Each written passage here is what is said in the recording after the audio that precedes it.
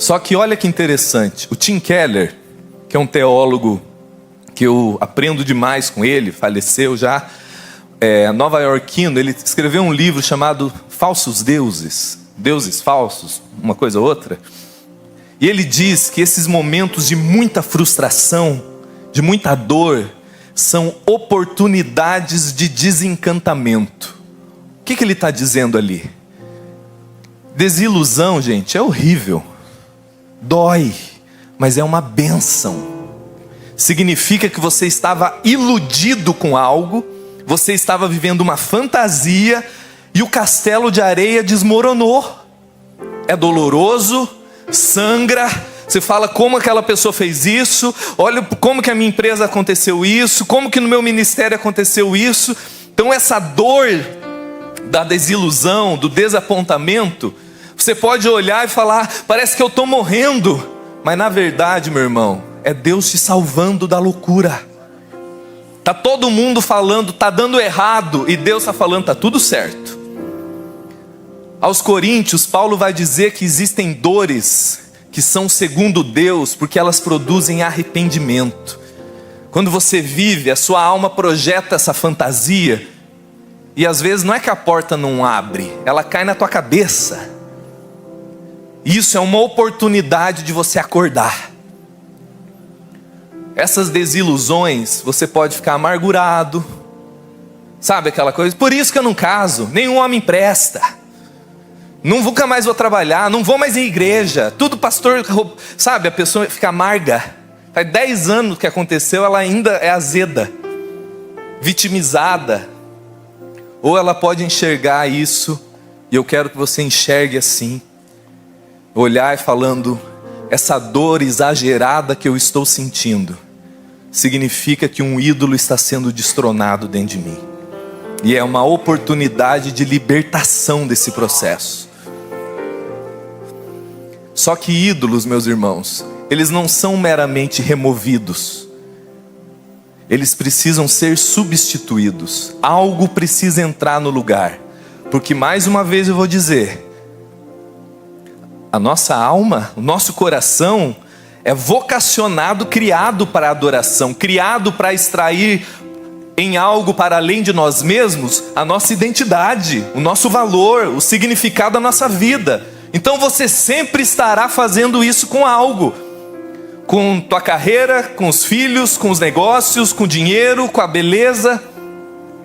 Então não basta você perceber o ciclo. Por isso que o evangelho é tão poderoso. Porque o evangelho, meu irmão, mais do que fazer você discernir esses ídolos e expô-los, ele educa sua alma em direção ao único que de uma forma absoluta e eterna te dá uma identidade, te dá valor, te dá significado. Por isso que Paulo vai dizer em Romanos 1, antes de fazer esse diagnóstico cortante, Romanos 1,16 ele fala, mas eu não me envergonho do evangelho, porque o evangelho é o poder de Deus para a salvação de todo aquele que crê. E salvação ali, meu irmão, a palavra sotéria significa saúde integral. Por que o evangelho produz saúde, libertação? Porque ele vai nesses lugares mais profundos do seu ser e faz você entender, não é a minha carreira que me valida, não é o meu corpo que me define, não é o meu casamento que me dá uma identidade, é a graça de Cristo, é a glória de Deus, é o amor de Deus por mim. A beleza é legal, o casamento é bom, filhos são legais, o ministério é uma benção, mas nada disso tem voz de definição na minha vida. Eu sou o que sou pela graça de Deus. E o evangelho educa o seu ser a olhar para a cruz e para a ressurreição e falar, é daqui que o meu ser extrai valor, é daqui que o meu ser extrai uma identidade, é aqui que eu descubro o meu novo nome, é aqui que eu descubro que a minha vida tem valor eterno. Para encerrar, quero dar 3 conselhos para vocês. Primeiro, seja honesto. Seja honesto com você mesmo. com esses movimentos internos. A gente nunca supera o que a gente nega. A gente nunca fica livre do que a gente finge que não está acontecendo. Não existe libertação na alienação.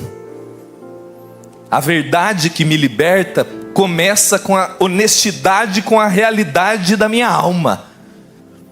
De você olhar para dentro e falar: te peguei, minha alma. Sabe o salmista no Salmo 42? Por que está batida a minha alma? O que está acontecendo aí dentro?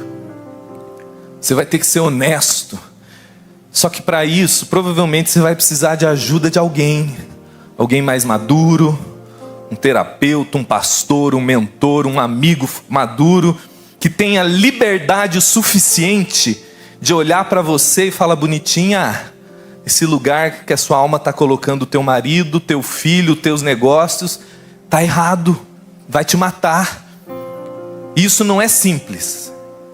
Isso é doloroso, mas a gente precisa uns dos outros para a gente sair da loucura.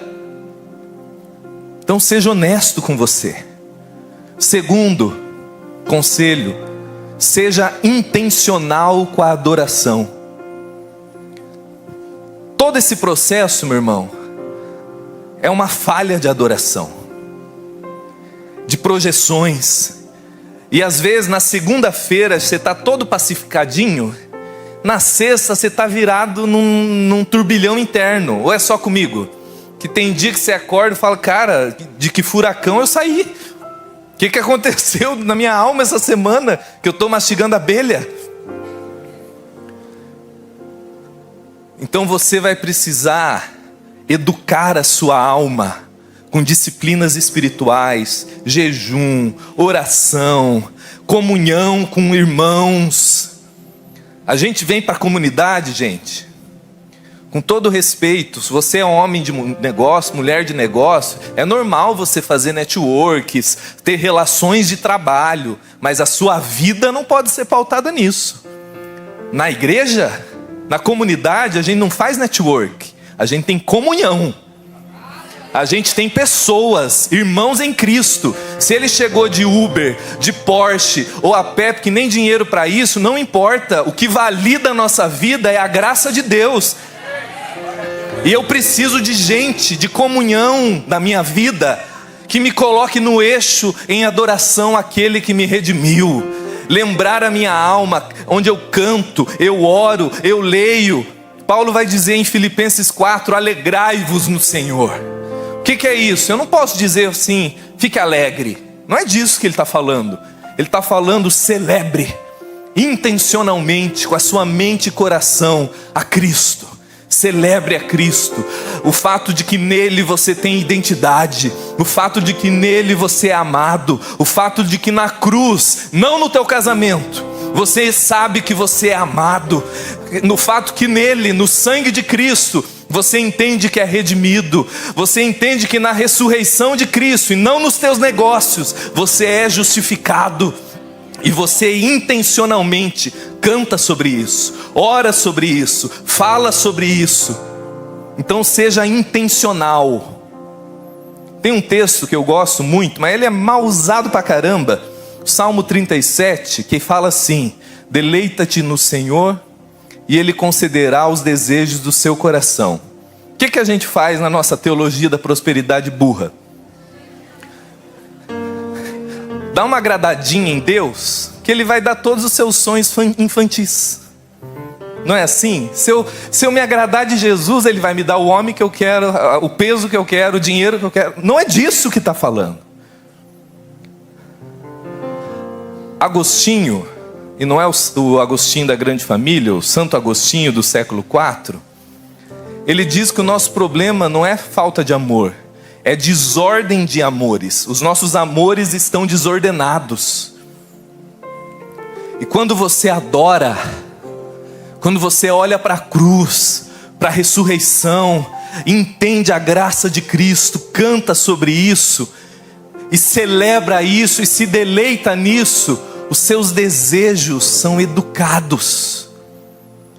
Os seus desejos se acalmam, as coisas ganham proporção de realidade, o seu dinheiro vira só dinheiro. Você emagrecer é legal, mas é só emagrecer.